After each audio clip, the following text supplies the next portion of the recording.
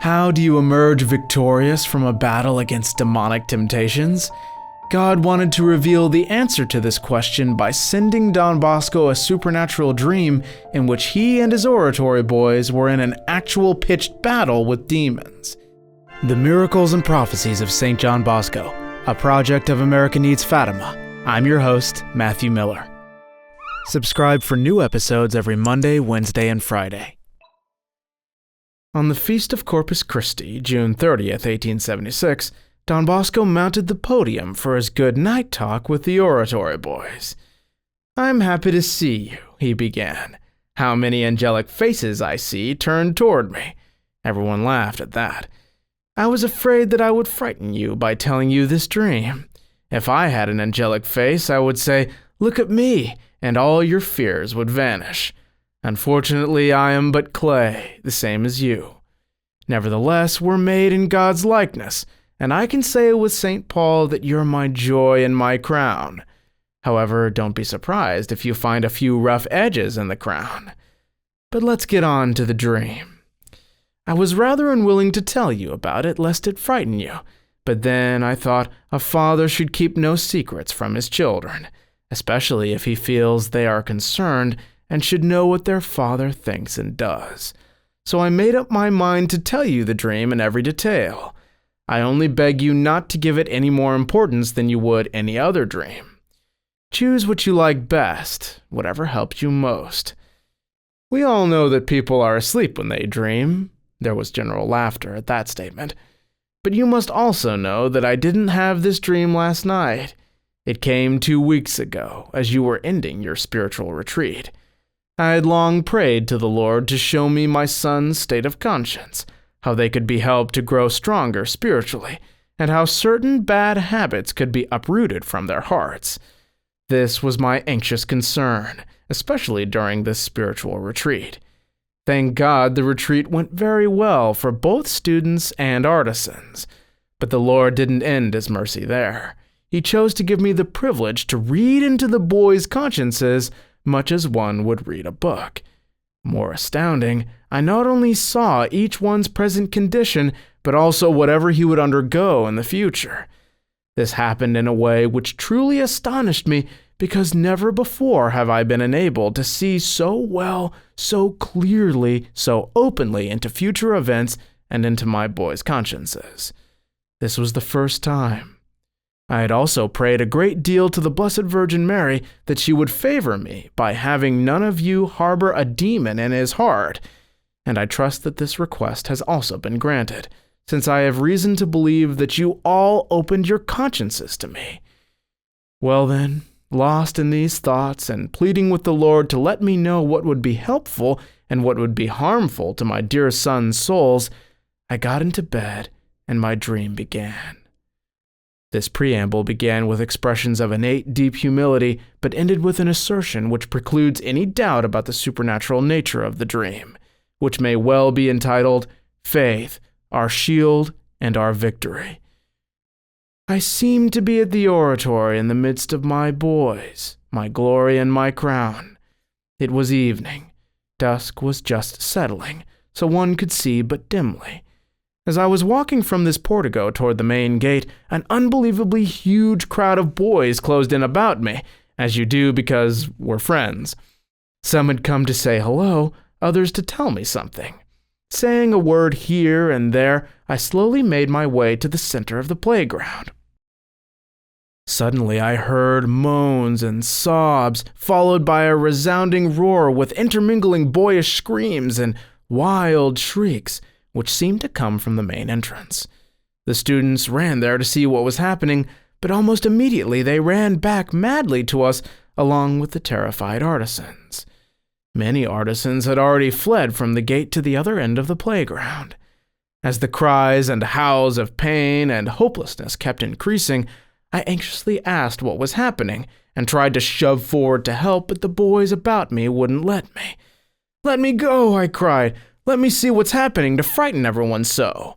No, please don't go," they shouted. "Stay away. There's a monster which will swallow you up.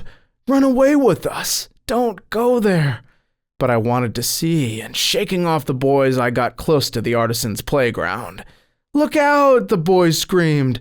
"What's wrong?" I asked them. "Look, back there!" I turned in the direction indicated and saw a horrid animal.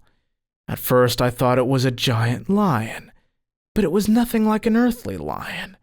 I gazed intently at it. It was monstrous. It looked like a bear, but seemed more ferocious and was far more terrifying. It had an undersized rump, but enormous shoulders and a huge belly. Overly large, too, was its head, with grotesquely cavernous jaws. They were open wide, ready to swallow a person at one bite. Its mouth sprouted two thick, long, pointed tusks shaped like sharp swords. I stepped back among the boys, who kept asking what they were to do, but I was frightened too, and at a loss.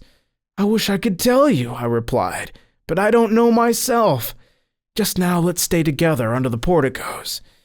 No sooner had I said this than the bear stalked into the second playground and made its way toward us with a slow, heavy tread as though assured of its prey. We drew back in terror until we stood here under this portico, the boys clinging fast to me, and all eyes centered on me. "Don Bosco, what should we do?" they pleaded. I kept looking at them in silence, not knowing what action to take. Finally, I exclaimed, "Let's turn back to the farther end of the portico, where Our Lady's statue stands. Let's kneel and pray more fervently than ever, so that she may tell us what to do and what kind of a monster this is, and so that she might rescue us. If it's just a wild animal of some kind, we shall manage to kill it somehow. If it's a demon, Mary will come to our aid. Don't be afraid. Our Heavenly Mother will see to our safety." Meanwhile, the beast kept up its slow approach, belly close to the ground, crouching and preparing to spring and seize us.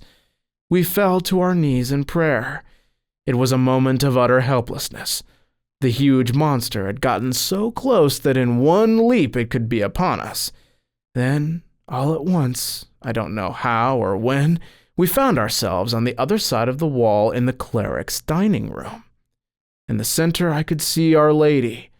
I'm not sure, but she looked like the statue we have here in the portico, or the one in the dining room itself, or maybe like the statue atop the dome, or the one inside the church.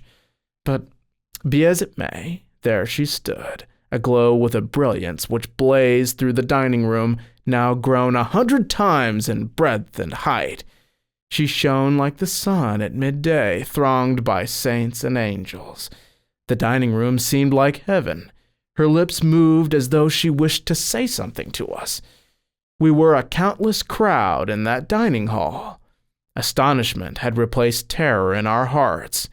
The eyes of all were upon the Madonna. "Don't be afraid," she assured us in the gentlest of tones.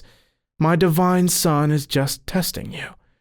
I looked carefully at the persons brilliant in glory who surrounded the Blessed Virgin and recognized Father Alessonate, Father Rufino, a certain Brother Michael of the Christian schools, whom some of you knew, and my own brother Joseph. I saw others, too, who had once attended our oratory, or belonged to our congregation, and are now in heaven. In their company I also saw several others who are living today. Suddenly, one of those about the Blessed Virgin loudly announced, "Surgamus! Let us rise!" Since we were already standing, we couldn't understand his command. "Why surgamus? We're already on our feet." "Surgamus," he repeated in stentorian tones. The boys looked at me, thoroughly surprised and still waiting for directions because they had no idea of what to do. I turned toward the one who had given the command and asked, "What do you want us to do? What does surgamus mean, since we're already on our feet?" "Surgamus," he again ordered in a stronger tone. The order made no sense to me. It was incomprehensible. As I was standing on a table for better control of the crowd, one of those who thronged around the Blessed Virgin addressed me in a wondrously powerful voice. The boys listened intently as he said to me, "You are a priest and should understand what this surgamus means. When you offer Holy Mass, do you not say sursum corda, lift up your hearts, every day? Are you speaking about the physical act of standing up?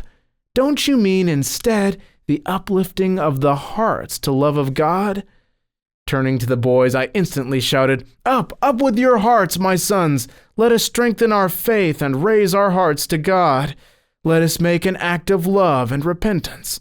Let us earnestly strive to pray with lively fervor. Let us trust in God."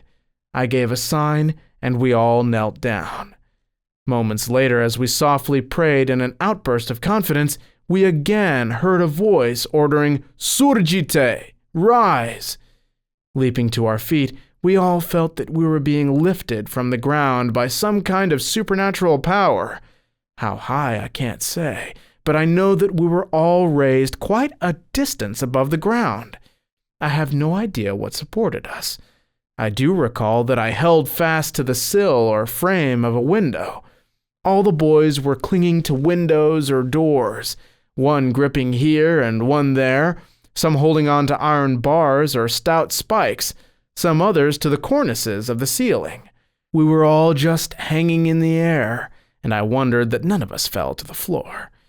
Then, behold, the monster we had seen in the playground stormed into the dining room, followed by a vast herd of other wild animals. They stomped about the dining hall, growling frightfully, straining for combat, and ready to pounce upon us at any moment. If you'd like to hear about the pitched battle between St. John Bosco and these demons, please come back Wednesday. Thank you all so much for listening. God bless you, and Our Lady keep you.